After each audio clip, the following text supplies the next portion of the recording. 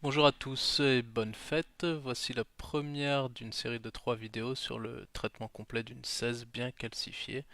Donc, comme vous allez le voir à la radio, on distingue à peine la chambre, on a du mal à voir les canaux, on a une 16 qui est bien calcifiée et on va voir comment on va l'aborder. Dans cette première vidéo, on va parler essentiellement de la cavité d'accès et de la façon dont on va trouver les canaux.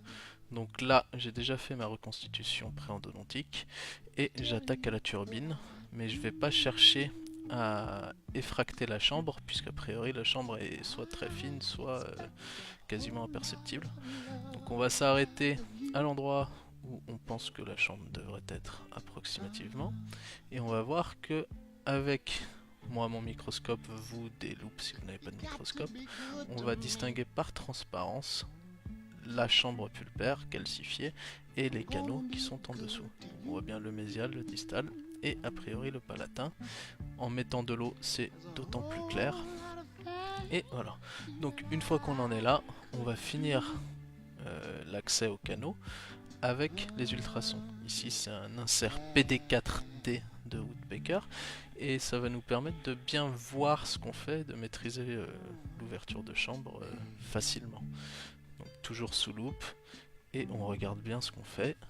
Les ultrasons, ça a l'avantage de ne pas avoir une énorme tête qui bloque la vue.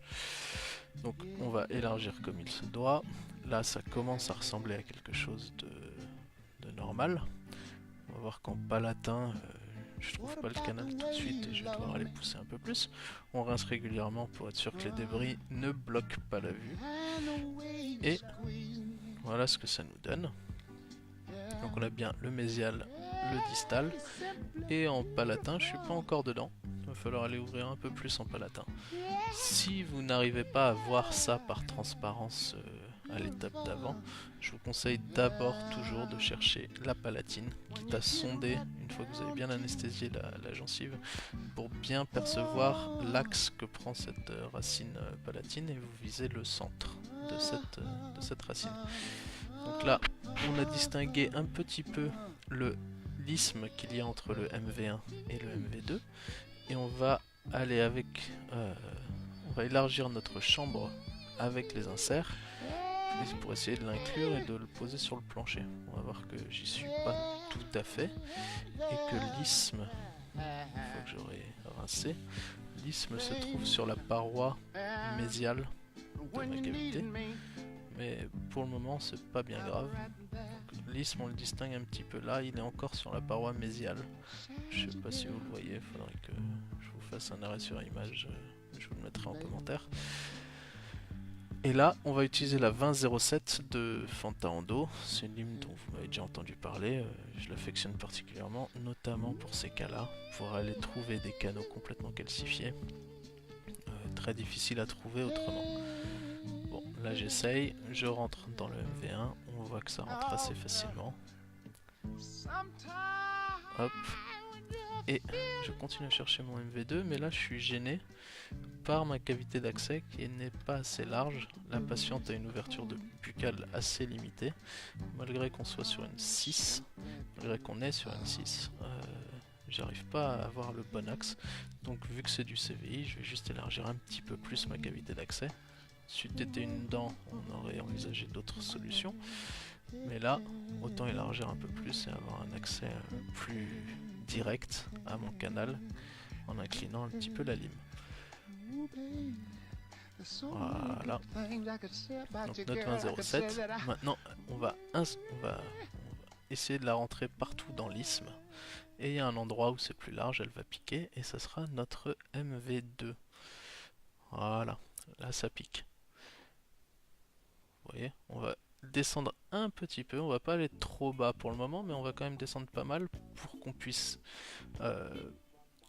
repositionner notre entrée aux ultrasons sans perdre le canal. Donc faut qu'en repositionnant notre entrée, on ne descende pas apicalement au même endroit qu'on est descendu avec notre lime. Donc là, la distale, la palatine. La palatine, ça reste assez large, hein. C'est une racine qui est en général très large. Les canaux sont... Le canal est souvent le plus large. Et avec notre insert, voilà,